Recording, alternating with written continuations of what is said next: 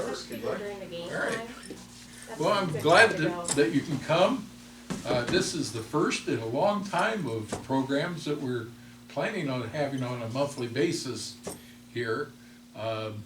Next month we're actually going to be celebrating the library's foundings 100 years ago with a open house program from 2 to 4 p.m. on December the 12th. There'll be hot chocolate, there'll be Susie's going to have her wagon and giving the kids rides. We're going to be doing stories. I dug up a history of the library that I'll be able to rewrite so that we'll have readers doing that storytelling and some storytelling for the young kids. So it'll be a fun time, and spread the word. You know, we plan on continuing to do programs like this, and that was the purpose of the Davenport Women's Club that founded this library. Was they wanted the education of the youth and the cultural activities of the community to be enriched. So Were you there when they said that? I was never there. I'm one of them young so you're pups. just taking up for their I'm word. just taking up for their word for it. It's in their minutes. They probably used to, you guys probably were in women's club, weren't you? Joanne? What? Were you in women's club? Not in 100 years ago. No, but I mean, No, I anytime. never went to Oh, women's club. was you, Arlene? No, because we were out in the country and then a lot of them were just like in town or close by, Oh. so. But anyhow, this program is made possible by a grant from Humanities Nebraska and the foundation that funds the program. They have been very generous to us, and we plan to use them for other programs in the future. This is Paul Siebert, and he's coming to us from 1870, and it's going to bring us up to speed. Yep, I didn't ride my horse in, but I got 300 of them under the hood of the Cadillac. So, take it away. Great, thank you, Jack. Well, thank you so much for inviting me to Davenport, Nebraska. Davenport. I do a lot of traveling. I'm a professional musician. I'm also a manufacturing engineer. Grew up as a blacksmith, and so I had a lot of interest in the metallurgy trade. All around you here, there's probably stuff that I've built. I worked for Rinke. I worked for every center pivot company in the state of Nebraska in the 70s. I built ethanol plants, motorcycle equipment, sporting goods equipment. We had 3 factory sites: Sutton, Nebraska, Henderson, Nebraska, and Sidney, Nebraska. And so I was very much into the manufacturing end of it. So I had a lot of interest in the steel and manufacturing business. And so having grown up in Nebraska, we always saw our state seal. And so in documenting my family's history coming here to Nebraska, my family moved here from Russia in 1875. My grandfather was 13 years old. And of course they left Russia just like a lot of people left European countries at that time, because socialism was moving in, communism was moving in, and it was a huge threat to their lifestyles. And thankfully they got out in time. I guess there was a real short window there where there was yeah, go ahead. So you were German from Russia then? Dutch. Yeah, my last name is Dutch, but yeah, the people from the Sutton area there, they all lived in the same towns even, and it was kind of neat. I got a picture of or a map of the drawing of the town my family was from, Alexanderthal, which was just north of the Black Sea. And these little towns were 7-8 miles apart, for whatever reason. You didn't farm a whole lot. And so the street went straight out into the field, and the houses were just like this, facing each other, and you farmed directly behind your house. And so if you had 5 young boys, you farmed farther out, depending on how many people you had to help. So my family were blacksmiths, engineers, even in the 1870s, and but I had a lot of interest in the center, the fellow in the center of our flag, and I would go around giving programs, not thinking anything of it. I wrote a particular song for my family called Echoes of an Era, which we're going to play here in a bit. And so I would say, does anybody know who's standing in the center of our Nebraska state flag? And I'd get all these weird answers like Herbie Husker and the sower. A lot of people said the sower is on the top of our state capitol. I was like, for the most part, Nebraskans don't understand why he's there. Then I found out, over the years, there's been numerous times that people have gone in and tried to change our logo because they said it had no relevance. Well, after today, you're going to see what the relevance of that blacksmith standing there and why he's the largest part of the picture. So So we're going to go back to 1867 just a little bit. We're going to talk a little bit about our state seal. We're going to talk a little bit about immigration, people moving here. Our families all moved here from somewhere. And we're going to do a little entertainment. If you've ever worked with school children, if you do some entertainment, it helps them to remember stuff. And so that was part of the reason by also adding entertainment into this program. And that's what I do. I'm a traveling musician. I work with the Nebraska Arts Council, the Nebraska Humanities. I have over 300 nursing and homes facilities that I have played at in the 5-state area. So every community I go to, typically I will call ahead and play at the nursing home. However, right now, they're all shut down. And so it's been a real sad situation that these places I have been going to, you drive by and the visitors' parking lots are completely empty. So anyways, we're working on that. My address is 1867. More than likely you would have been on foot or on horseback or in a wagon of some kind. So the men quite often were wearing boots with spurs. In town, of course, and when you came inside, you would take your hat off, as any gentleman would, but I always thought it's kind of a neat thing to show. This was the hat that they would have had. And most men would remove their jacket as well.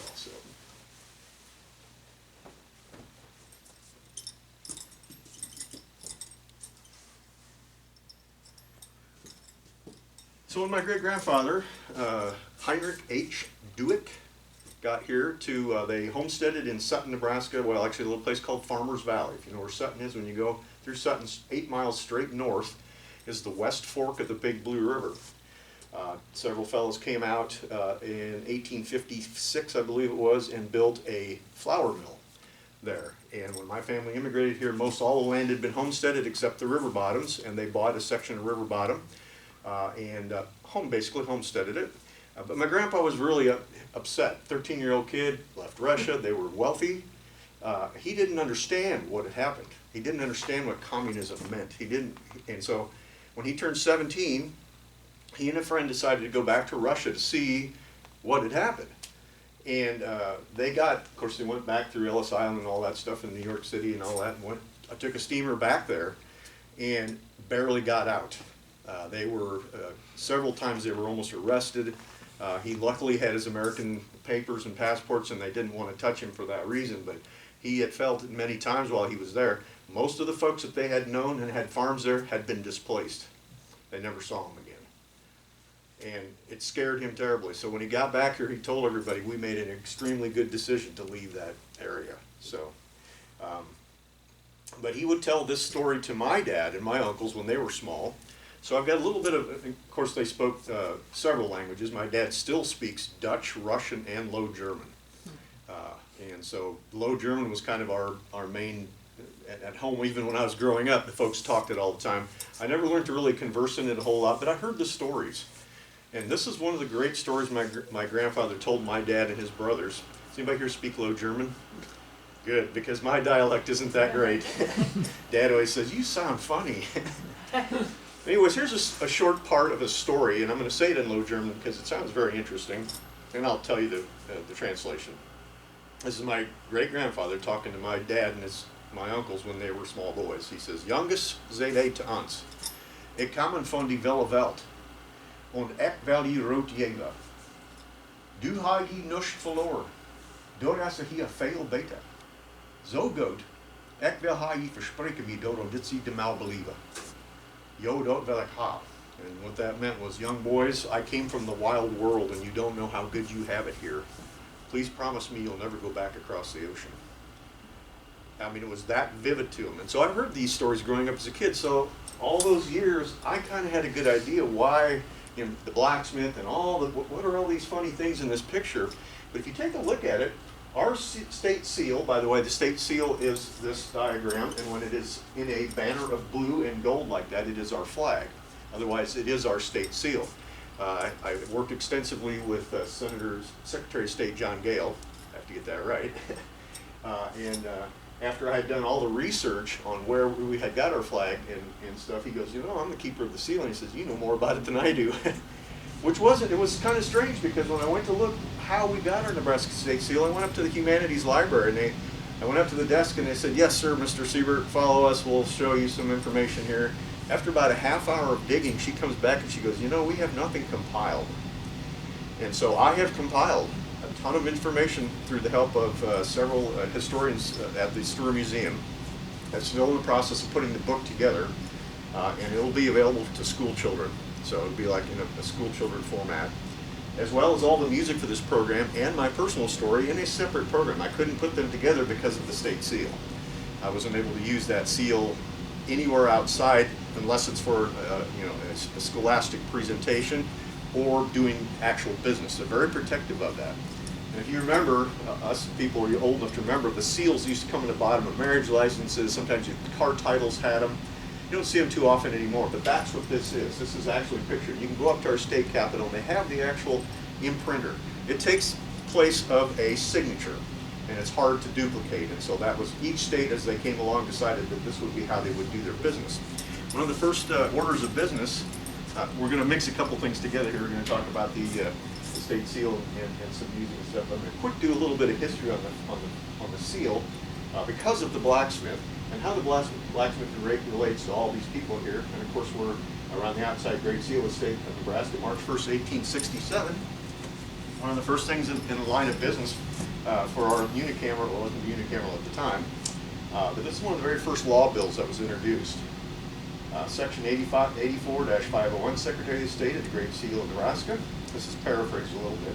Section 1 of the Act reads as follows of 1867. The Secretary of State is hereby authorized and required to procure a seal for the state to be designed and known as the Great Seal of the State of Nebraska. And the design is to say, the eastern part of the circle to be represented by a steamboat ascending the Missouri River. Mechanic arts to be represented by a smith with a hammer and anvil. Agriculture to be represented by a settler's cabin. Sheaves of wheat, stalks, and growing corn, which, by the way, even I bought a flag a couple years ago, it's outdated. There's now corn rows here.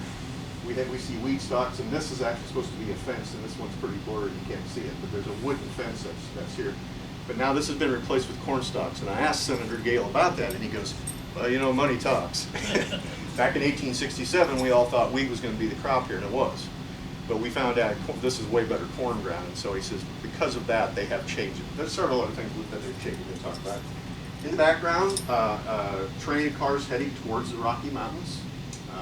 These are not the Rocky Mountains, these are the Sandhills. However, the new flag does have a Rocky Mountain here. There's not one in Nebraska.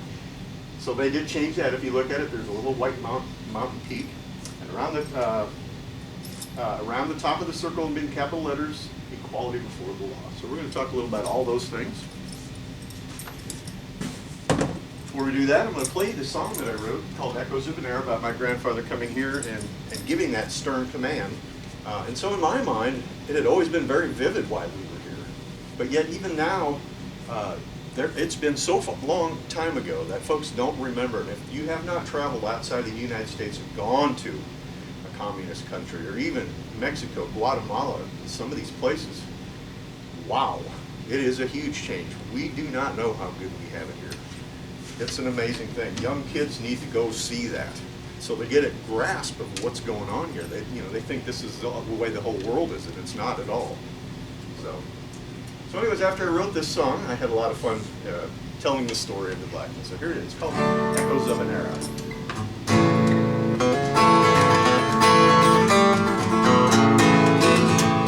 Well, Grandpa, can you tell me about the echoes of an era, of the hope that's brought you here from far across the sea? Can you tell me anything that you can remember, so I can tell my children like you tell me? His story started way across the great Atlantic Ocean, and in black and white photograph he showed his family. Told me about his motherland, told me how he loved her, but freedom just was something that she couldn't offer me. So Grandpa, can you tell me about the echoes of an era, of the hope that brought you here from far across the sea? Can you tell me everything that you can remember, so I can tell my children like they tell it to me? Sailing through the harbor, I see Liberty standing. I can see her lights shining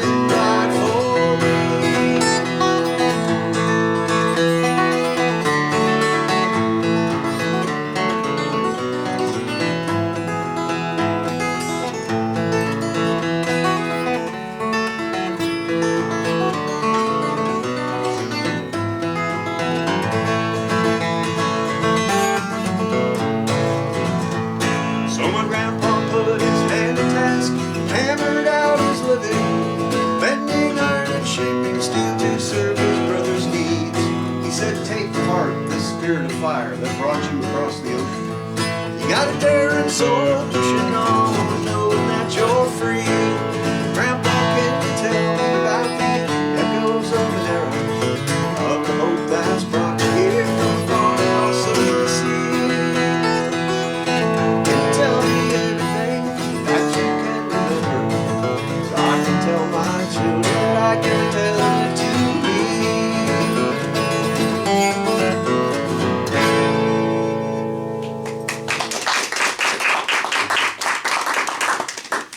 This is a replica of a early Martin guitar. This is a Martin guitar. Martin was building guitars in the United States in the 1840s. Finding one here in Nebraska would have been a challenge before 1900. It wasn't until about 1900 that the guitar even comes up in our records of musical instruments showing up here in Nebraska. They just weren't a popular instrument. They were quite a bit smaller, but they looked very similar to this. So, wasn't an instrument, it's something, the whole thing about the cowboys standing around the campfire playing guitars, that never really happened. That all happened in the movies. But after 1900, people started getting a grasp of the guitar. So, period would have been a period instrument, but hard to find here in Nebraska. Again, once you got to that Missouri River, and you got to cross it with a steamboat or a keelboat, if you had a wagon, it better have food and water in it. If you were headed for Llewellyn, Nebraska, you had better, and there was no room for instruments. People tried to haul pianos. We have a lot of record of that. That typically happened on the bigger California trails. When they did St. Louis already, they tried that kind of thing, and it just didn't work. They were too heavy. They did bring pipe organs out, though. We do have some pictures of those. So as far as instruments, so we're going to have some period instruments going on here as well. Now the blacksmith, you know, everybody says, well, who is this guy standing in the middle here? You know, what, if he was that important that they made him the center of attention, he's the largest icon in here, what happened to him? Why don't we see him anymore? The reason is that one job of fixing and building tools, maybe some farm repair, has become tens of thousands of different jobs. Anybody that's in the farming and ag business, take a look around. All the buildings around here are metal and steel. Trucking industry, train industry, is all modern blacksmithing. Everything you see in this room was made by a tool and die maker who built a machine. And so basically the fellows who designed our state steel understood the importance of metallurgy in bringing our European culture here. Now the fellow that designed this logo from the description was Isaac Wiles. He was one of our very first state senators, located down in Plattsmouth. I've actually talked to his family. They know very little about what took place except what's in the records of the archives of our government papers. But he stated in there that the blacksmith to him represented manufacturing and those kind of improvements. However, to me, and after doing all the study, what the blacksmith really represents is metallurgy. It took steel to bring our European culture here. Without steel, we would not have been able to do it. There were 2 or 3 things that were very important with that. And number one was the weaponry that we had. We were able to dominate the local culture. Good or bad, that's not a subject I talk about a lot, but that was part of the equation. The farming equipment was the other thing. Of course, the train industry. Those 3 things had everything to do with the blacksmith. And we're going to take a look at some of the other places here. The farmstead, of course, if you think about the housing out here, some of the better pictures show like a wooden cabin. In most places in Nebraska, you would not in 1867 have been able to build a wooden structure like that. You would have had to get lumber from Omaha and cart it out. So a lot of houses were built with Nebraska marble. And you all know what that is, sod. And so sod houses, anybody here grew up on a homestead that had a sod house? There were several in my area by Sutton. I actually got to help tear one down one time. Very interesting, very interesting. There were several places where we could see that they had built a dugout. People were, coming out here and they just could not get lumber and that sort of thing. Even along the creek bottom that my parents bought, the wood was scrub wood. The river bottoms had been given to the railroad as part of their payment. And so as people came by, plus they lumbered them. So if there was any good lumber in there, they got most of that for the railroad. But so most of it was scrub lumber. So all the trees that you see around here, again, we're going to talk about that a little bit too, were planted here by Nebraskans. Because it was pretty much a barren, there wasn't a whole lot of firewood around. The little place that I grew up, Farmers Valley, of course, I mentioned earlier in the program, started in the 1850s as a flour mill. They had a bank, or they had a post office, a blacksmith shop, and a harness shop at one time, and a school and a church. None of it's left. The only thing that's left out there is part of the old mill still on the dam part is still on the river. Part of that they bypassed it. The buildings are all gone. The church and school are both gone. The cemetery's there, and it's a very very neat place to stop and see. Another part of this program is I talk about a lot of museums where you can go see things. Sod House, you can go to the Plainsman Museum in Aurora, Nebraska. They have a sod house inside of the museum. There's several around that you can go see. So I actually, when I left, when I was a younger person and left Farmers Valley, I was kind of forlorn about the whole thing. And I was moving to Lincoln. I think I moved to school for a while. And so I was sitting out on the front porch one day, and I'm going, you know, the wind's blowing to this big cottonwood tree, and it's just like the meadowlarks were singing. I thought, you know, I'm already missing this place, and you know, had so many fun memories. So I got this instrument out. This is called a santur, or hammer dulcimer here in America, as we know them as well. The instrument is Persian in design. It is the forerunner to the modern piano, and so in lieu of bringing pianos out here to Nebraska, this instrument was quite important because of its portability. A big old piano was way too heavy. The wagon ride destroyed them, and so in lieu of that, we read about these. Unfortunately, we don't always hear what they were playing, the music they were playing on. But I wrote a song. It's called the Farmers Valley Porch Swing. I was listening to those meadowlarks sing and that cottonwood tree do its thing, and I said, I'm going to write a little tune. So this tune is called the Farmers Valley Porch Swing.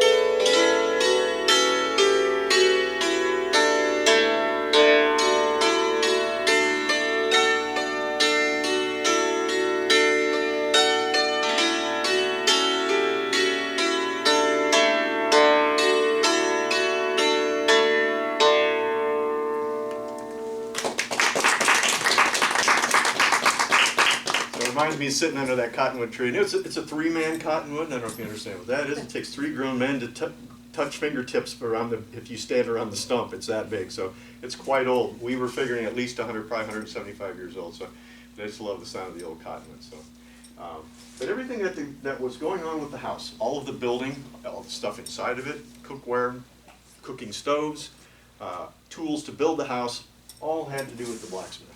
He was the center of the community. And the small communities like Farmers Valley where I grew up, that was the sound you listened for in the morning, is the anvil. And the anvil actually makes its own kind of a song. I've got a little one here. And each of the hammers that the blacksmith makes, when he heats his steel and hits it, he can hear the temperatures. It is a song that takes place. Only a trained ear, because I've actually done this work for many, many years, can hear what he's doing. But this is the typical sound. And you would hear that in the mornings, and the community all knew, the blacksmith's at work. The blacksmith was so important in those days in the 1850s and 60s that he was quite often given as much prowess as a ship's captain. He could preside over weddings, court hearings, that sort of thing, sign documents. Very prominent person in the community. Lewis and Clark had a blacksmith with them. Just think of all the tools that it takes to deal with your horses and your buggies. Everything was revolving around steel. Of course, all the farm implements, of course, with the wheat. I always have to laugh. They show this wood fence here, which this one's not real clear, but a wooden fence would have been almost impossible here in Nebraska because there was no wood. But in 1874, a blacksmith did design something that we still are using to this day, and all the cattle right around here are still using it. Anybody know what it is? Barbed wire. A very, very important thing. Again, the blacksmith. We would not be able to raise our cattle here the way we do if we did not have fencing equipment that sort of thing. Again, all basing itself back to the blacksmith. I ran across a really good song. This is an old Celtic piece. Is anybody's family here from the Celtic regions? England, Ireland, Scotland, Wales, that sort of thing. England doesn't always want to consider itself to be Celtic, but they are. That whole area is not much bigger than the Midwestern United States. So a lot of that music we find written out in Nebraska history being talked about, especially the travelers. Although any kind of folk music would have been found out here, the Celtic music seems to be very prominent for whatever reason. Just great tunes. The Irish had great tunes, and I do Irish festivals across the United States, and it's wonderful. Came across a great song. This song should be Nebraska State song. It's called The Blacksmith's Son. Now this works good for me because I am a blacksmith's son. But all the music in those days would have probably been done a cappella, more than likely, because the instruments had to be pretty small or portable. So most of if we'd had a gathering like this in any given day, we would have sang rounds, songs that had chorus, verse, chorus, verse, chorus, verse. So you'd sing a verse and then a chorus, and everybody would join in. And I realize you probably don't know this song, but I'm going to go ahead and sing it like it would have sounded back in the day. It's called The Blacksmith's Son. Oh, my father is a blacksmith, and I'm a blacksmith's son. He's taught me everything I know until the time had come that I had learned me trade so well, and then I could say true. Oh, my father is a blacksmith, and now I'm a blacksmith too. Now when I was a little lad, I watched me father work. He'd bid me fetch and carry, and from that I'd never shirk. I'd stand beside his forge all day, waiting to lend a hand, a-watching all the different jobs so I could understand. And in my youth I learned more skills working by his side, made plowshares, implements, and learned to take a pride in helping him to shoe the horse, help him to mend the wheel, learning all the different jobs till I got the feel. Oh, my father is a blacksmith, and I'm a blacksmith's son.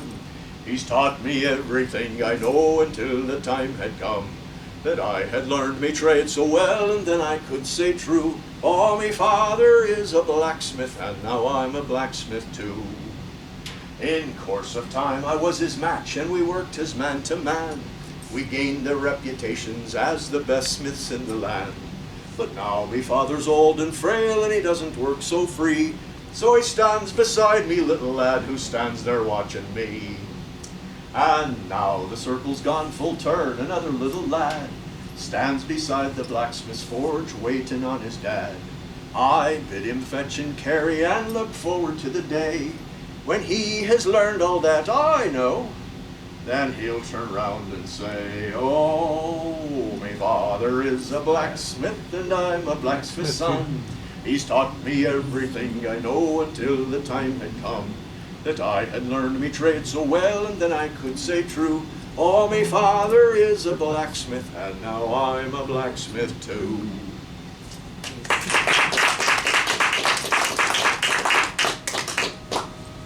Another popular instrument in the 1860s was the banjo. I do a whole history of the banjo and several other programs. This program, actually, if I draw it all the way out, it's about 3 hours long, so I'm clipping along here as best I can. But so banjo would be an instrument you would have seen probably way before you would have seen a guitar out here. The two instruments we read the most about are violin, for sure, and later on the button accordion. But the banjo played a big part in travelers' musical equipment. They were pretty durable. These instruments were built here in America, patterned after an African instrument called the Atatung King. And that history goes back to the first slaves that came here to the States in the 1600s. They were building this instrument, which had a gourd back, and like that one there. We're going to play that one in a little bit. But eventually the Americans modernized the banjo. It now has a drum head on it so that you can tension the top. And this is an 1880 Dobson Banjo. This was built by the Dobson Harp Company in New York City. Just directly after the Civil War, the banjo was very, very popular. Most all the banjos you saw before that time were handmade. And so we have very few record of actual, those deteriorated. And so the museums have a few, but this would have been one of the very first out there that was manufactured by the Dobson Harp Company. So cool little instrument. Again, talking about the house. We have a wonderful place that I suggest you go down to see, and this is the Homestead National Monument right over here in Beatrice. I was just there a couple of weekends ago and performed for them. I play there several times a year. Wonderful history, tells this story very much. If you go down to that farmstead, you see a lot of these things that you have here. Now, they don't have a blacksmith shop. I'm going to talk about several other museums that do have, but we can send you to. To go see the Homestead National Monument, which is what this house represents, the homestead. And so here's a great song that showed up in the 1840s. It was called Uncle Sam's Farm, and it was written in anticipation of the Homestead Act. Now, the Homestead Act actually didn't take place till 1865, late 1864. So, but this song came out, and it's got a number of verses, and I'm going to cut it just a little bit short, but it's called Uncle Sam's Farm.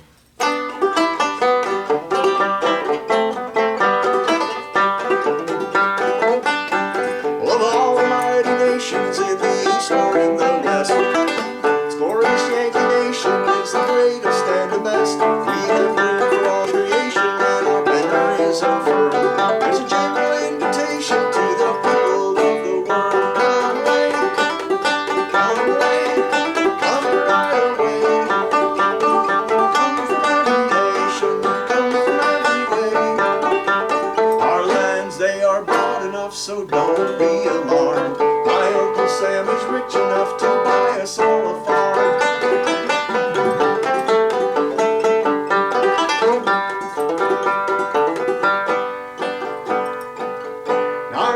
Our fathers brought us liberty, but little did they dream the glorious age that rolls along our mighty rails of steam. Our mountains, lakes, and rivers are ablaze, all in fire, and we send our news by lightning on a telegraphic wire. Come away, come away, come right away. Come from every nation, come from every way. Our lands, they are broad enough, so don't be alarmed. My Uncle Sam is rich enough to buy us all a farm. Come away, come away, come right away. Come from every nation, come from every way. Our lands, they are broad enough, don't be alarmed. My Uncle Sam is rich enough to buy us all a farm.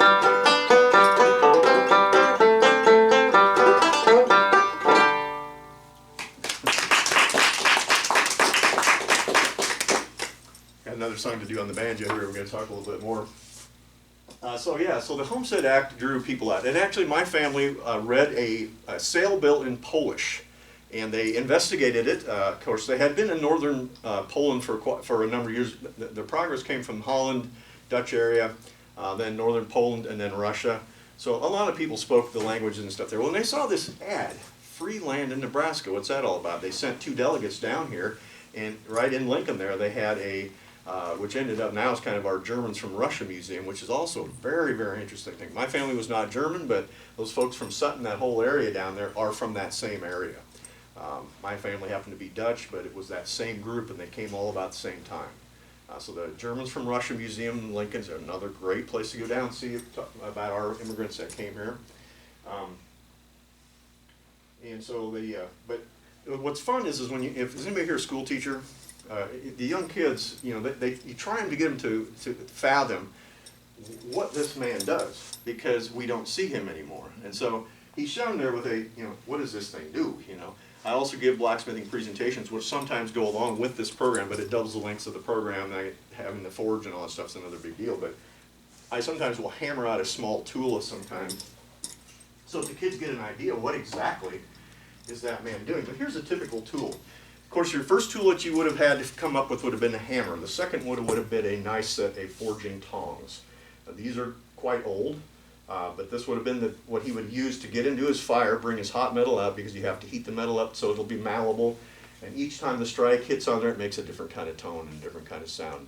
You can even sometimes tell the temperature and the heat, the kind of steel that you're hitting. It's an amazing trick to watch a blacksmith do what he does. Very interesting.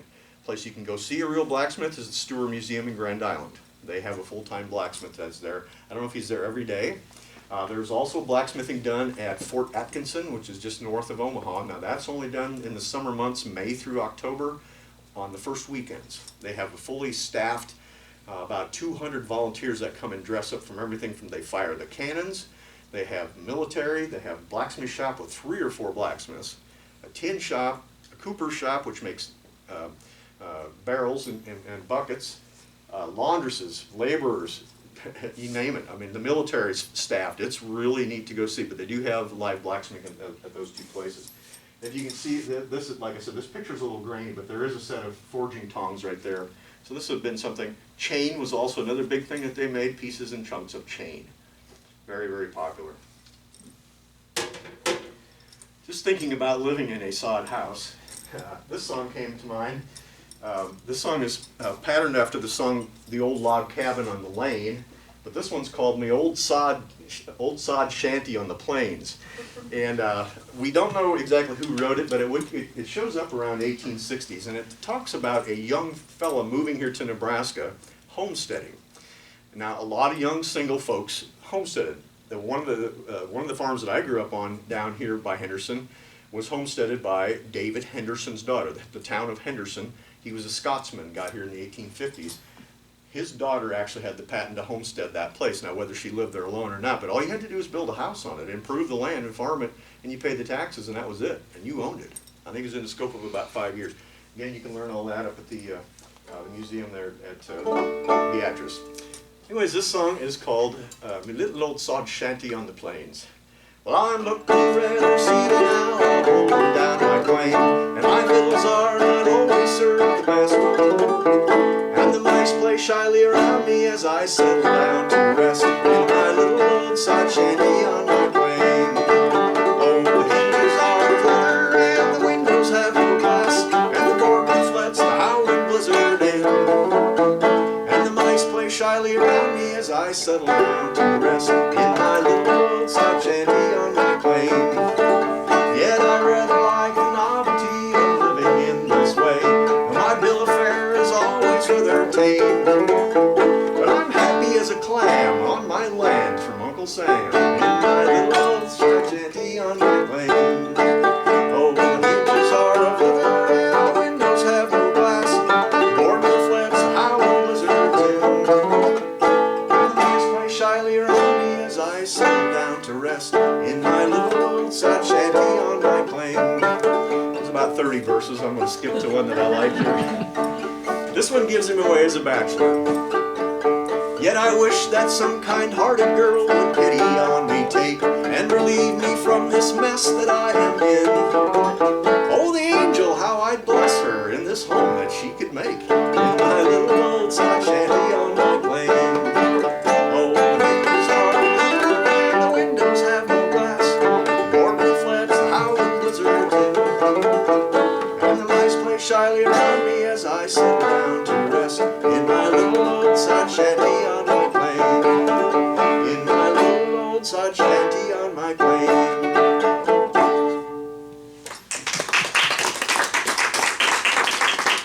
So I like to get the kids imagining that whole scenario of living in a house and asking them what pieces of metal, and you can just see the gears starting to turn. Oh, this is made of steel, and that's made of steel. And of course, when I reference quite often, just take a look around. Everything that's here was either transported here by a train or a semi-truck, which is now modern blacksmithing. My son is actually the tractor. Does anybody here have Case New Holland stuff? My son is the tractor shop maintenance manager in York, and so he is a modern blacksmith. That one trade has literally come tens of thousands. Amazing. Place you can learn about that is Milford Southeast Community College. They have a number of great courses there for kids. I talk to young men about it all the time. I always tell them, listen, if you want to go to the college and University of Nebraska, great, but why don't you go get a trade first and see once, just take your time and go do something like that. And then you always got that to fall back on because you've got a lot of time. A lot of times they're in so big of a hurry to get out of high school and get to that job and get that money rolling in. But man, if you just would take a little bit of time and go learn a trade, and there's a lot of great ones in the metallurgy field. So not just, right now we see welding shops. Is there a welding shop here? I'm not aware of one. I still belong to the Nebraska Blacksmith Association, so I know quite a bit of the shops that are around. I'm trying to think of the closest one. There's one in Western. Geneva has one. Geneva has one, yeah. So I know most of those guys by first name because I've worked with them for many, many years. So, and of course you have Ranke Manufacturing right here. That is a classic example of modern manufacturing, modern blacksmith. But thinking about living in that old house, all the things the kids can kind of put their heads to. It's like, well, now, if they had to have a wood stove in the house, in which there's a lot of information about all that too, because there was not a lot of wood here in Nebraska. Many of the first years in the early years of farming, they would sit around an extremely laborious task of burning twisted hay. These were handfuls of hay thrown in one at a time. Somebody stayed up all night. In some cases, I mean, a lot of cases they let it go out, but if you built, I know the Mennonites from Russia and stuff, they a lot of times built a brick oven in the middle of the house. That was somebody's job all day. Sit there and pitch handfuls of grass in, because there was no lumber, there was no coal. We didn't have a train system. I mean, if you could get coal, that would have been great. But transporting it out here this far would have been impossible.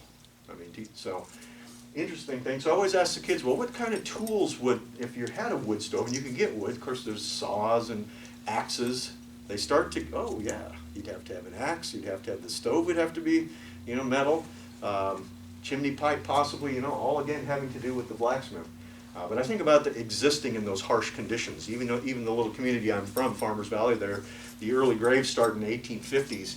And those first 50 years, a majority of the graves are children under the age of 6. Very harsh conditions. Nowadays, we are saving almost every child that comes along, which is a wonderful thing. So we have made huge advancements. But the harsh conditions back then would have been a striking reality of how tough it was. And I had the opportunity to sit inside of a sod house for one afternoon. I did a museum show somewhere, and I sat in there the whole day, and I was playing music, and I got to look around and I thought, you know, of course, you always have this romantic view of Little House on the Prairie, you know. It's like, wow, that'd have been cool to live in a log house or a sod house. Go sit in one of those for an afternoon, and then start imagining the bugs and the snakes. And you might want to change your last name to Badger, because you are in a dirt house. Now they were quite modernized, some of them. The one that we tore down still just had the dirt, but they said quite often they would pack the floor. And so the floor was sometimes hard, and if they could get lumber, they would have a wood floor. They would sometimes whitewash the inside, make a kind of a slip plaster that would go inside. Quite often they bought windows and put windows in. If they could get wood, they made the roof out of wood. That was to hold the other pieces of sod up there. And if you go to the Solomon Butcher pictures of the 1860s and 70s, they show those quite descriptively. But a song that always comes to mind of that period of time and the harshness of those days, this old Celtic piece is called The Cold and Frosty Winter. Cold and Frosty Morning. And it is a piece that typically would have been played on a violin. I've rearranged it to play it on the Santur or the hammered dulcimer here, but it's kind of a cold, chilling sound, and to me it reminds me of sitting in an old, cold Scottish castle. I suppose whoever wrote it probably had that. The song does date back to the 1600s, and very possibly could have been something you would have heard out on the trail here. The Cold and Frosty Morning.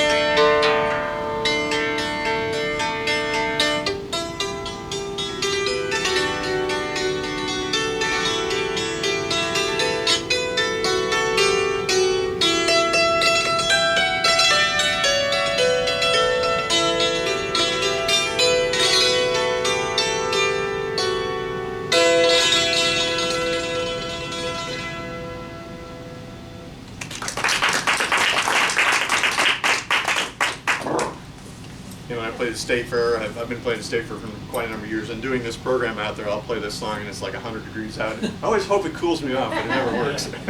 The cold and frosty morning. So yeah, brutal conditions, amazing.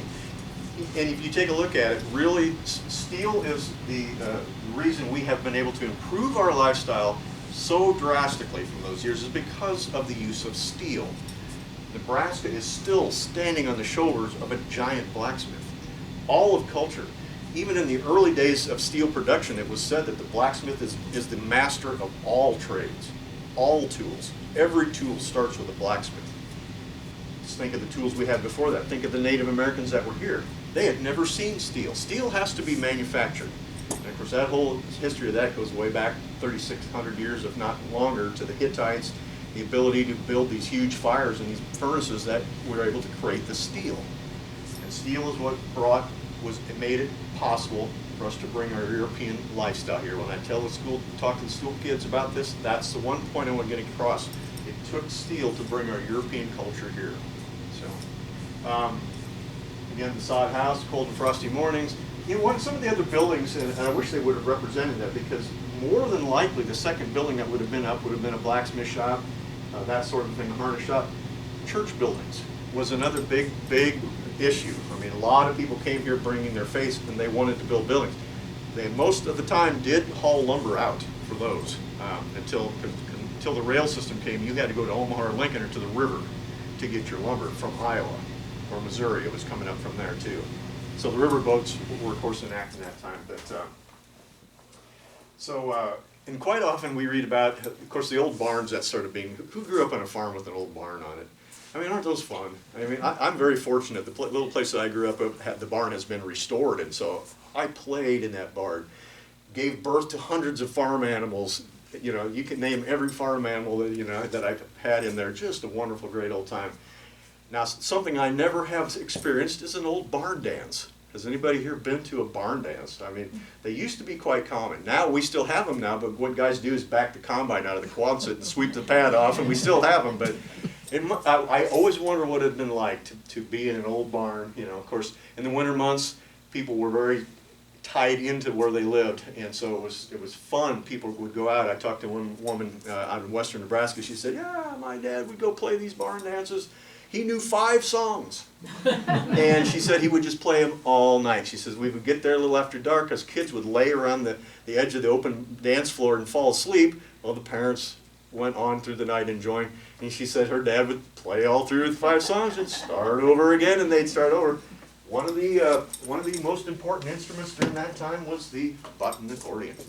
Now, these didn't come along until after 1865. The button accordion was designed and developed in Germany and in Europe in that area in the 1840s. So directly after the Civil War, we do have mention of these. We're not really sure what group. I'm assuming possibly the Czechs would have brought these first. The first largest group of European immigrants to show up in Nebraska as a large group were Czechs, and they landed up north of Lincoln in a place called Aby and Bruno. They call it the Bohemian Alps. However, when I learned this instrument, I went down to Wilbur to the Czech Festival. If you've not been to that, you ought to go see that. It was kind of fun. I was excited to learn to play my button accordion, and so I got there and I get it all strapped up, and they go, hold it. And they handed me a Budweiser and a Kolache first. I like these guys. So I was very curious. I said, I'm looking for a song that would have possibly been, the travelers would have brought with them. And they said, well, we know this song is very old. It's called the Praha Polka. Praha referring to Prague in Czechoslovakia. But it would have probably been a song that every barn dance button accordion player would have played. And so there's several variations of it. If you feel like doing a little polka dance, you're welcome. This is about a 1930s model. This probably was purchased through the Sears catalog. They're very toy-like. I have couple of real expensive accordions, that run into several $1,000s. But I like this one the best. It's noisy and it's just a lot of fun. It just has a lot of sound to it, and it plays so nice. And this would have been, these are the ones that you would have seen around here. This Hohner company is from Germany. They were the first ones to market the button accordion. There are numbers and numbers of different kinds of them now, but this would have been the first company that would have had them available. So here we go, the Praha Polka.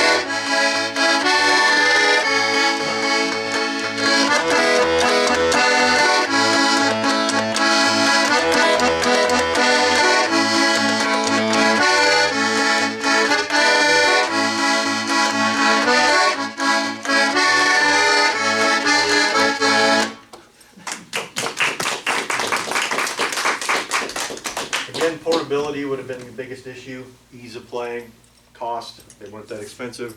They're a little hard to learn, yes. Arlene's husband, Don, played the accordion. They Yeah. went to Chuck Is Bess a lot. it a key accordion or a button? I have one just about like that, Yeah. and So if you know anything about music notation, in the early days of music, they were dabbling with how many notes to put in the scale. Well, the early notation was an 8-note scale. Do, re, mi, fa, sol, la, ti, do. In the scheme of things, they added 3 more notes, so we have C to C now. On your pianos, you have 12 notes. And really the only reason that is set up that way is because that's how the human ear hears tones. The amount of tones are indefinite. You know, a tone is a vibration, and so you can, I mean, there's millions of them, but we tend to hear them that way, and that's why the notation is written in that way. And as time went by, they narrowed it down to a 12-note scale. So these instruments, this one included, is in an 8-note scale. Harmonicas are also, so harmonica would have been a possibility to see out here. However, we don't have hardly any mention of those. Now, the cowboy movies seem to think that that's what every cowboy had was a harmonica. Well, now, after 1900, very likely. But in those early days, in the 1860s, when the cattle trails were going back and forth, no mention of the harmonica until way later, till the trains were in place and you could get things from the east and west coast. But yeah, very portable little instrument. So, well, we're going to move on here. So you can go down and see the log home. In the front, we talked about the fencing. I had to do the blacksmithing. This is shocks of wheat, which has now been replaced by corn. All of the farm implements, everything that has to do with the farming, had to be done with the blacksmith. All the shoeing of the horses, all the bits and bridles, even gun and repair was a big part of the blacksmithing trade. Everything that took place on that farm, from the house to the yard, everything rotated around the blacksmith. In fact, the early maps in Nebraska, some of them were called BS maps, which nowadays we would laugh at that. But what that meant is there were not towns marked on it, there were blacksmith shops. And I ran into one of these at Cambridge, Nebraska, at their museum. And it was called, they called it, we have a BS map. And I said, really, I want to see it, you know. There were several towns listed, but mainly it was blacksmith shops up and down the rivers.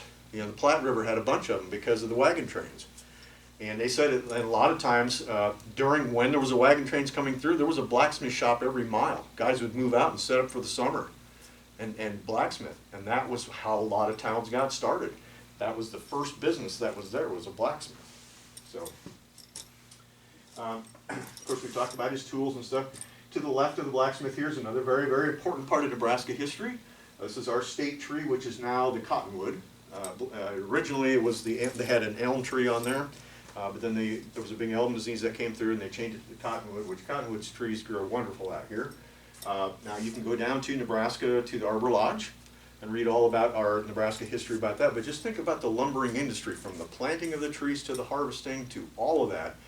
Who played a major role in all the tools that took care of that? The blacksmith.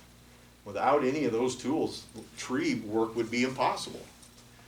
Again, having all to do with the trees. I encourage you to go down and check out that. I mean, we could sit and talk quite a bit about it. Just to the left of the tree here is a steamboat. Again, this whole program could be about steamboating. There's so much information. You can go down to the Durham Museum. There's steamboating information there. The Fort Atkinson that I mentioned, that fort was actually put up by the very first steamship, was the very first one that came up, the Western Engineer. That came up in 1818, made its way up the Missouri River. And it landed there at Council Bluffs, and that's where they built Fort Atkinson. So if you go up there, the fort is actually, they've rebuilt the fort, and it's really neat. I really highly suggest you go up and see that. But it brought materials up for that fort, and it was one of the very first steamships that made its way up there. Now, they had been steamboating on the Ohio for quite many years, but the Missouri River was quite dangerous. It was a lot faster, and it was full of dead trees. Those trees and stuff were coming up from Montana. And so it was a very treacherous river, but they knew the importance of that. There were at one time as many as 600 steamships navigating between St. Louis and Yankton. 600. They have documented over 200 explosions and crashes. They know there's more. And you can go down and see the DeSoto Bend has a sunk ship. It's sunk with almost all its cargo in it. Amazing, amazing stuff. But consider how many blacksmiths worked on that thing. There was a massive steam boiler in there. Every port along the way. The two major ports in Nebraska were Brownville and Bellevue. Omaha doesn't even come into picture till way later. Those ports were both full of blacksmith shops. mainly to work on those big steam engines, because there was massive amount of metal pieces and parts inside there, and they kept usually a blacksmith or two on staff, all having to do with the blacksmith. I'm going to get this instrument out now. Prior to 1840, if you had seen a banjo player, more than likely this is what you would have seen. This is patterned after the African instrument, the Tongs. And you can pull those up on the internet now. They look almost identical to this, except the Africans used a round stick. And they didn't usually finger it. They would strum it, and they would move their fingers up and down, but they really didn't have any finger cording. Although us Europeans, we had already started figuring out chords, and so we flattened the fretboard, added a string or two, and we came up with this model, which till about 1840 would have been as what you would have seen a banjo. It's made out of a gourd, has a goat skin top, which is just tacked on, and when these get moist or damp, they flatten out. So that's the whole reason of using the drum head with the clips on it. You can tighten it. But everybody loved the sound of the banjo, and it started to become very popular. This song actually dates back to the 1820s. It's called Duboatman's Row, and it's about boating on the Ohio River, but it would have been the very same sort of steamships. Now, the side wheelers, the big paddle wheelers, did not come up the Missouri. The Missouri River had the side wheelers, but because of the treacherous trees and the amount of short turns and stuff they had to do. So the big back paddle wheeler ones were up on the Ohio, but the Missouri ones were all the side wheelers. So anyways, here's a song from 1820. This is a song called Tuning.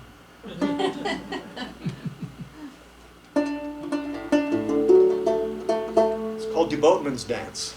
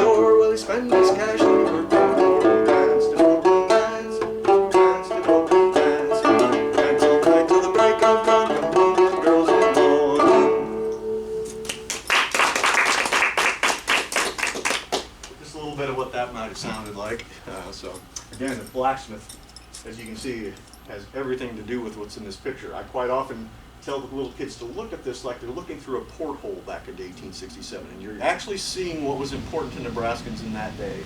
Again, the blacksmith being the most important. The boat is on the Missouri River, and in most of the pictures you can see that it drips up. This is the Platte River represented down here, and the Missouri River goes up around the bend. This is Council Bluffs. It's supposed to represent Council Bluffs. Isaac Wiles, the designer of our seal, was very proud of living in Plattsmouth because Council Bluffs was just down the road from there. Plattsmouth, yes, is actually where the convergence is, where the two rivers actually peak. So the Council Bluff is not on the convergence like it shows here in the picture, but he was very proud of that. He put that in there. So now above the blacksmith, we have the steam trade. The massive amount of blacksmithing that took to put that steam train, crossing that Missouri River, the tracks, the engine, the tools, everything. Hundreds and hundreds of blacksmiths came out. A mass majority of them young fellers were Irish. The railroad coming from California this way were Chinese. And that's a quite interesting story. Again, you can go to the Durham Museum in Omaha and read about that. There's a lot of available information. One of the most crookedest industries that the country's ever seen. A lot of crime took place during that whole thing. A lot of changing of a lot of money was handled. However, it brought the trains to bring in everything that we can see. As you see now, everything that of our European culture comes here on a train or on a truck. Here it's the truck. Back in the day, did this town ever have a train through it? Oh yes. Yeah. Yeah. So most all the towns now, the little town of Farmers Valley where I grew up did not get a train. Sutton got one and Henderson got one. So that's part of the reason Farmers Valley closed down. They didn't get a railroad through there. So again, all of that trade, all that industry had to do with the blacksmith. The kids always talk about all the different things, and you ask kids, what do you suppose they brought on there? And of course, talk, and I'm always looking for one answer. Farm animals came here in trains, and of course, once the cattle were finished, if they were running up to Montana with the cattle, coming back down through these small cattle towns, Sydney, Nebraska,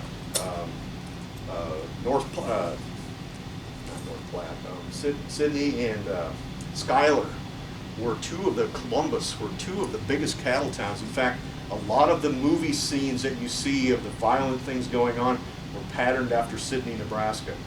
Amazing history. A lot of young cowboys showed up in that town and never left. They brought their pay in, and there's a boot hill there with hundreds of unmarked graves. Crazy times. The violence was unbelievable. Lawlessness, amazing things going on. Again, the town of Sydney, numerous blacksmith shops, because it was also the breakaway point to go up to the Black Hills. But the kids always like to talk about farm animals that come in, and of course I'm always looking for one animal in particular, and that's the chickens. Who remembers when you went to town on a Saturday night, what did you bring back in the old days? Cream and eggs. That was a huge deal. My grandma talked about it all the time. That's how she got her money to buy her groceries and sewing kits and whatever. She brought the cream and eggs to town on a Saturday night. Chickens were a huge part of Nebraska, and they would come in big cages, just like you see them on the semis now, or that's how they would ship them off as well. And so the trades had a lot to do with that. So when I talked to the kids about it, we got to do the steam train whistle.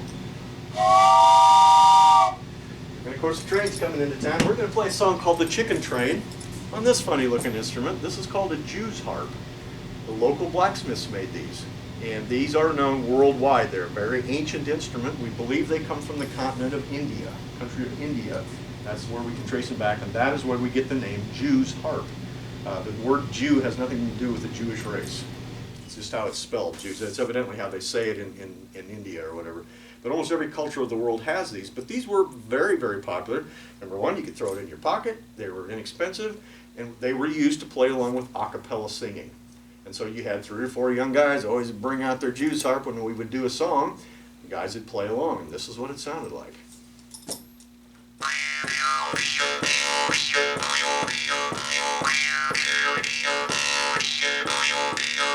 A chicken train, a running all day. A chicken train, a running all day. A chicken train's running all day, and I can't get on, I can't get off. Chicken train, take the chickens away.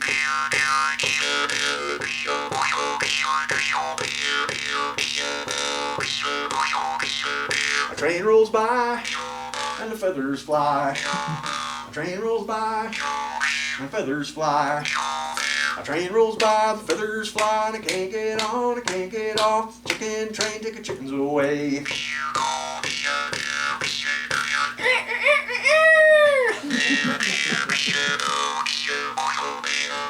Chicken train, a running all day.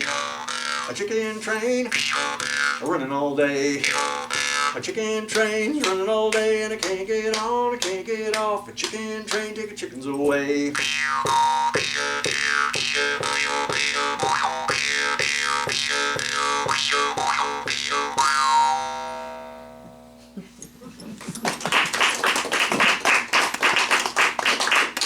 Above the trains, we see our beloved Sandhills, a phenomena that I think has only happened one place in the world. You ought to go up and see them. I'm a bicycle fanatic. I like to bicycle. So I'll have my wife drop me off by, north of St. Paul somewhere, and I just start heading north. Being out in the Sandhills with it being quiet like that, if you were walking, you'd probably get a similar, or even horseback riding if you were just not at a gallop. The birds is the most fun to listen to. Even on a bicycle, it's just an amazing amount of animals out there that you don't see when you're in the car. Wonderful time driving through the Sandhills, and there's all kinds of, up to Ainsworth, some by Taylor, and some of those places, just some great stuff. Again, what did the blacksmith have to do with that? As we speak, that whole area is fenced in by our blacksmith's wire. And of course, the one thing that had to take place here in Nebraska also was windmills. Now, windmill has been around for hundreds of thousands of years, but the self-governing windmill was developed here in America. by blacksmiths. We have a really wonderful blacksmith shop you can go see that's still still in function, shape in Nebraska City. It's the Eli Windmill Factory. Wonderful little museum. Talks about the windmill. The windmill was another thing, because if you had a windmill, it would stand there and run. That's fine. But it would just continually pump. Somebody had to man it. The self-governing windmill, you could set, and it would run. And then, of course, when the wind got too much or whatever, and so a lot of them even had a brake system on them. If they got too windy, they would turn and brake. So self-governing windmill, again, our blacksmith. Thank you for that. How are we doing on time here? I think I got time for one more song here. About the Sandhills. This is a song actually written about western Kansas, but I like using this great old song. You'll recognize it. I think it's one of the greatest cowboy songs. I do a whole program on cowboy music, which there really wasn't a such thing as cowboy music. The Cowboys did what we did earlier, sang a cappella songs of any kind. We do have a record of them singing a lot, but we don't always know what they were singing. And so the movie industry kind of changed everybody's perspective of what that really took place. Another time, another story. But if there were to be the most fabulous, the best cowboy song ever written, it's this one. Here we go. Oh, give me a home where the buffalo roam and the deer and the antelope play, where seldom is heard a discouraging word, and the skies are not cloudy all day. You can sing along, here we go. Home, home on the range, where the deer and the antelope play, where seldom is heard a discouraging word, and the skies are not cloudy all day. How often at night, when the heavens are bright with the lights from the glittering stars, have I stood here amazed and asked as I gazed, does our glory exceed that of ours? Well, home, home on the range, where the deer and the antelope play, where seldom is heard a discouraging word, and the skies are not cloudy all day. You know, growing up there in Farmers Valley, our closest neighbor was over a mile away, and the only reason we knew he was there is at night he would turn on his yard light. So we didn't have neighbors. I live in Lincoln now, around 250,000 people, and it's a little tough on me. My little home in Farmers Valley there, I knew everybody in a 20-mile radius. Not only the people that lived on the farm, their kids and their grandkids, and who farmsteaded. And I mean, I knew everybody. So when I'm in Lincoln, quite often I get a little forlorn. I sing the song like this. Oh, give me a home where there ain't no cell phones, and the service is way out of range, and the only tweet heard is the sound of a bird, and the internet's down all day.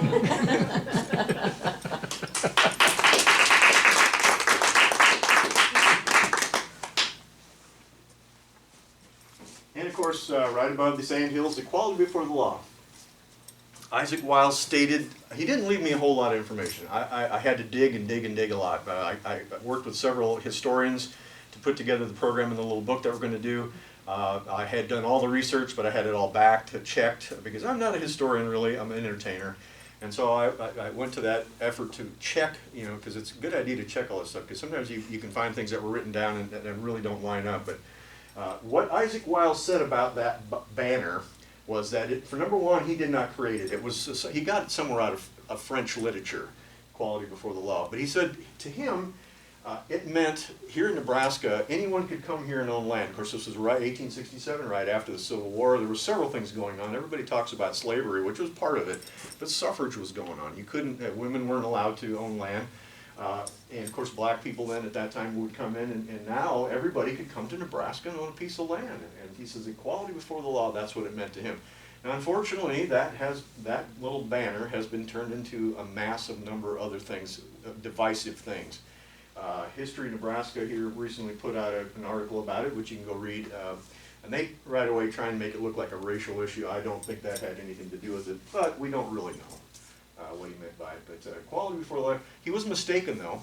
The Native Americans in 1867 could not own land yet. They were, until this trial of Standing Bear, they were considered a slave, more or less, or an animal. So quality before the law, and of course we mentioned this, the Great Seal of the State of Nebraska, March 1st of 1867, which is our date. And so now you kind of understand that the blacksmith had almost everything to do with the picture. If we look at that as a porthole back into 1867, this is the shoulders we're standing on in Nebraska. And so the people who have made the comments, oh, we need to change that seal, and nobody knows what all that stuff is, just take this as a wonderful history lesson just as it is. And the message needs to go out that the blacksmith represents metallurgy, which is how we brought our European, and even to this day, is how we're maintaining our live culture styles here, is on metallurgy.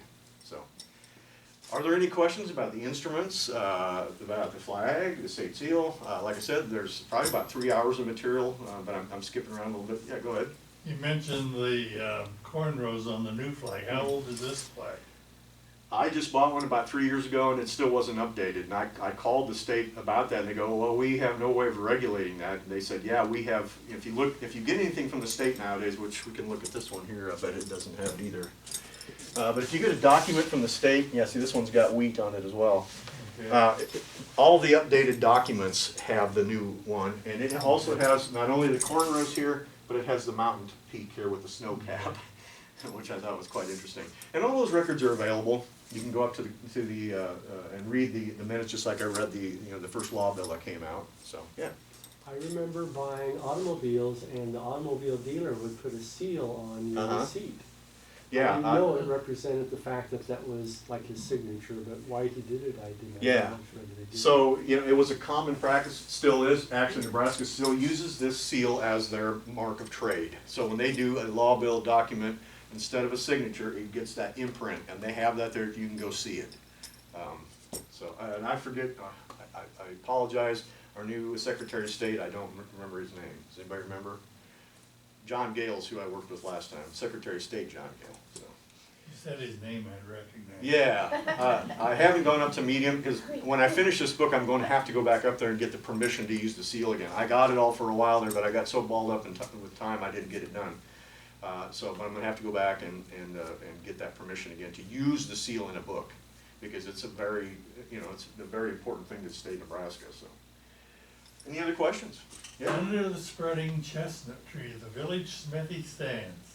Yeah, Smith, wonderful a mighty poem. man is he with the large and sinewy hands. Yep, wonderful poem. Yep, yeah. So I at one time had considered using that poem in my show here, but I had so much music and stuff, and what helps so much with kids is a little bit of entertainment helps get them through the hour, and then they absorb.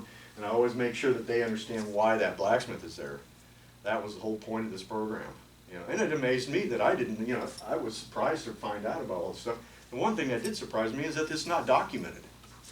So, I mean, I have this little book put together, but it really should, once this is done, somebody should do a full-blown big textbook. And maybe University of Nebraska or somebody will, so. Otherwise, we want to thank the Humanities and Jack for being our champion here in town. I always look for somebody that is willing to have me out. That's usually the big trouble in these smaller communities, is finding somebody like Jack who will step up and say, hey, bring these programs. And if he's going to bring more of these programs in, the speakers for the Humanities are all wonderful. So, thank you very much. We thank you very much, Paul, for being out here. History Nebraska asked me, however, to give you each. This is an evaluation form that they like to get some feedback from. They also down at the bottom have an opportunity for you to contribute, if you so desire, to Humanities Nebraska, not History Nebraska. Yeah, Humanities Nebraska. Yeah. Do I get points? That's what I thought of. Yeah, We can so. watch I'm it. kind of a history person. Yeah, yeah. And one of the things I'm doing, I just wanted to let you know we had about 8 people that joined us online. Oh, great, yeah. Do you go into schools? What's it? Yeah, when they let me in. I haven't been able to get into school for 2 years. Oops, sorry, Oh. that's not it. They're all running scared. I mean, I Yeah. think they probably could, but There you go. even through the Arts Council, I haven't been in a school, and that's what was actually a huge part of my work was schools, colleges. They don't hear this. No, but I need a champion teacher. I need a teacher that wants to go up and above because it is extra work for the teacher to bring me in. And a lot of them don't want to do that because they're already, a lot of them are, I think, feel like they're probably already too busy. Well, plus it's also taking away, they consider taking away instructional time, which I don't. Yeah, but, you know, grasp. yeah, but this is something that all Nebraska kids need to see this program. I think adults do too. Yeah. Yeah. I didn't know that was the stuff you said. Yeah, yeah. It's amazing if you think about it. We are gliding on a sheet of steel out here. And this is all possible because of steel. Of course, many other factors come in there, but boy, it's amazing how the people who designed this flag understood that principle. So, We watched Forged in Fire, is what's that? that? We watched the show Forged in Fire. Yeah, yeah. That's if you watch that, they make stuff with an the old timey stuff Yeah, sometimes. Yeah. It's a competition, but yeah. Yeah. You just don't think how far back, my goodness. Yeah, the blacksmithing trade is an amazing, I mean, the artwork and the whole history of steel making, you know, and the cultures that had it, obviously the ones that are still dominating today. So, well, great, thank you very much. Thank you. Yeah.